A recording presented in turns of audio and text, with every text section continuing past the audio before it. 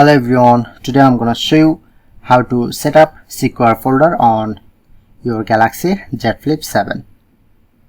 So simply open your settings and provide full guide. Don't skip my video. Click on security and privacy. Scroll down, then click on more security settings. Then showing it to secure folder. Just tap on, press on more, continue, and next. Okay, you just wait a few seconds, it's automatically set up.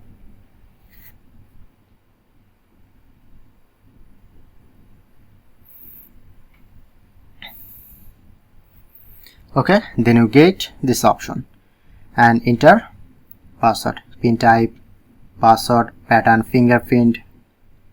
Like I'm select pattern. Press on confirm. Press on allow. Okay, press on next.